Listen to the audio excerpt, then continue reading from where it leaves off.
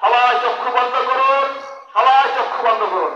নিজের গুণাগুলো খেয়াল করে দু চোখে পানি ছেড়ে দিন, মহাত্মা যে করুন।